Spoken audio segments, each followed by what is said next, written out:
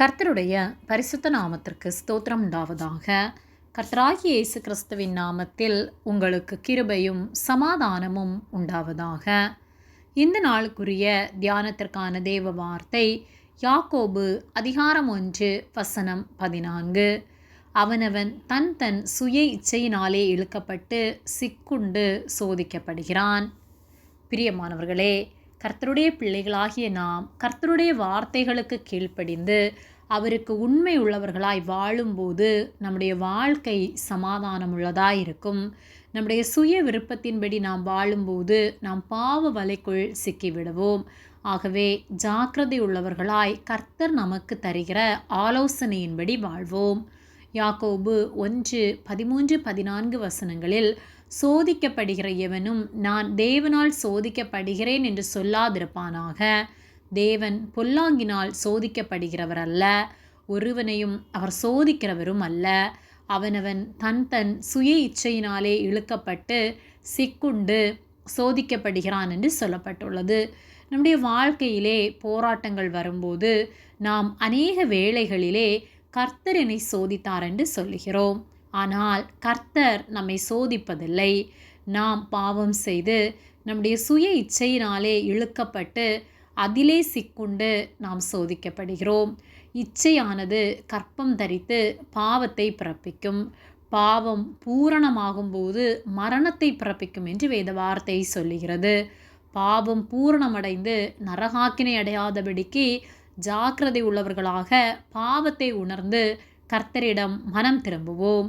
நம்முடைய தவறை உணர்ந்தவர்களாய் கர்த்தரிடத்தில் நாம் திரும்புவோமானால் கர்த்தர் நம்மை விடுவித்து நம்மோடு கூட இருந்து நம்மை பாதுகாத்து நம்மை பரிசுத்தப்படுத்துவார். ஆகவே நம்முடைய பாடுகளிலே நம்முடைய கஷ்டங்களிலே கர்த்தரை நாம் பற்றி கொண்டு அவர் ஒருவரே நம் பாவங்களிலிருந்து நம்மை விடுவிக்க கூடும் என்பதை விசுவாசித்து அவரிடம் திரும்புவோமானால் நாம் தப்புவிக்கப்படுவோம். ஆகவே ஒருபோதும் பாவத்தை மறைத்து வாழ்கிறவர்களாய் அல்லாமல் பாவத்தை அவரிடம் அறிக்கை செய்து கர்த்தரை பற்றி கொண்டு அவருக்கு பிரியமுள்ள வாழ்க்கை வாழ்வோம். கர்த்தர் நம்மோடு கூட இருந்து நம்முடைய பாவங்களை மன்னித்து மேற்குக்கும் கிழக்குக்கும் எவ்வளவு தூரமோ அவ்வளவு தூரமாய் நம்முடைய பாவங்களிலிருந்து நம்மை விலக்கி நம்மை பரிசுத்தப்படுத்தி அவருடைய பரிசுத்த இரத்தத்தினால் நம்மை கழுவி சுத்திகரித்து அவருடைய பிள்ளைகள் என்ற அதிகாரத்தை நமக்கு தந்து அவரோடு நாம் ஜீவிக்க நமக்கு உதவி செய்வார். ஆகவே கர்த்தரை பற்றி கொள்வோம். கர்த்தர் நம் ஒவ்வொருவரையும் ஆசீர்வதித்து காத்து நடத்துவார். ஆமேன். ஜெபம்.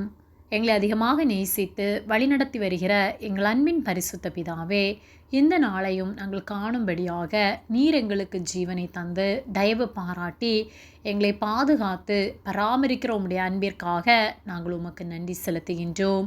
நாங்கள் தியானித்த வார்த்தையின்படியே நாங்கள் ஒவ்வொரு நாளும் பரிசுத்தமாய் எங்களை காத்து கொள்ள நீர் உதவி செய்யும்படியாய் ஜெபிக்கின்றோம். பாவத்திலே விழுந்து கஷ்டங்கள் வரும்போது உம்மை துக்கப்படுத்துகிற வார்த்தைகள் நாங்கள் பேசாதபடிக்கு உம்மிடத்திலே நாங்கள் திரும்பி உம்மிடத்திலிருந்து மன்னிப்பை பெற்றுக்கொண்டு பரிசுத்தமாய் வாழத்தக்கதான கிருபைகளை நீர் ஒவ்வொருவருக்கும் தரும்படியாய் ஜெபிக்கின்றோம். எங்களோடு கூட இருந்து எங்களை போதித்து ஒவ்வொரு நாளும் நீர் நடத்தும்படியாய் ஜெபிக்கின்றோம். எங்களை தாழ்த்தி உம்முடைய கரத்திலே ஒப்பு கொடுக்கின்றோம். இயேசுவின் நாமத்தில் ஜெபிக்கின்றோம் பிதாவே. ஆமேன். கர்த்தர் உங்களை ஆசீர்வதிப்பாராக.